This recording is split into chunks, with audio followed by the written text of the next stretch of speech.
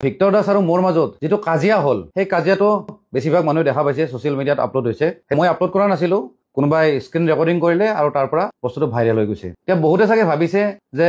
মই মানে ঋতু কলিতাই এনে বিনা কথাত হয়তো ভিক্টৰ দাসৰ ওপৰত খং কৰিছো একচুয়ালি মোৰ গালি দিয়াৰ অলপো ইন্টেনশন নাছিলে সি বহুত সময়ৰ পৰা মোক গালি দি আছিলে অকল মোকে নহয় মাননীয় মুখ্যমন্ত্ৰী হিমন্ত বিশ্ব শৰ্মা শৃংখল চলিহা লগতে মন্ত্ৰী পীযুষ হাজৰিকা সকলোকে গালি দি আছিলে আৰু লগতে এটা কথা কৈ আছিল যে ডিম্পু বৰুৱাক মই কিয় বাৰ্থডে উইশ কৰিলো এইটো কিবা কথা হল নেকি মই কাৰোবাক মৰম কৰো বা ভাল পাওঁ তেওঁৰ লগত মোৰ চাহ চিনাকি আছে ফটো এখন লগাই পেলাই মই বাৰ্থডে উইশ কৰিছো সেইটো একো ডাঙৰ কথা নহয় লগতে আৰু এটা মোক কথা শুনাইছিলে যে মোৰ বন্ধু হেনো ইনোভা ক্ৰিষ্টা কিনিলে মানে বিকাশ অসমৰ কথা কৈছে বীৰলাচি থানাৰ কথাটো হ'ল বীৰলাচি থানাৰ লগত মোৰ অলপো মতলব নাই কোনো সংগঠনৰ লগত মই জড়িত মানুহ নহয় বিকাশ অসমৰ লগত মোৰ পাৰ্সনেল ৰিলেশ্যন ভাই ককাইৰ নিচিনা তেওঁ মোক দাদা বুলি সন্মান কৰে মই তেওঁক ভাইটিৰ নিচিনা ৰেসপেক্ট কৰো গতিকে তেওঁৰ লগত মই ফটো এখন উঠিছো মই সোশ্যাল মিডিয়াত দিছিলো সেই কথাটো মোক শুনাইছে ভিক্টৰ দাসে যে আপোনাৰ মানুহে ইনোভা ক্ৰিষ্টা কিনিলে মানুহে কি গাড়ী এখনো কিনিব নোৱাৰে নেকি এইটো কিবা ডাঙৰ কথা হল নেকি এইবিলাক কথা কৈ কৈ ভিক্টৰ দাসে মোক গালি দি আছিলে আৰু ভিক্টৰ দাসে মোক এটা কাৰণত গালি দি আছিলে তাৰ ওপৰত মই এটা ভিডিঅ' বনাইছিলো বহুত দিন আগতে আপোনালোকে সকলোৱে চাগে দেখিছে ছোৱালী এজনীক বহুত বেয়াকৈ অত্যাচাৰ কৰিছিলে ক্লিপটো দেখাৰ পিছত মই ভিক্টৰ দাসক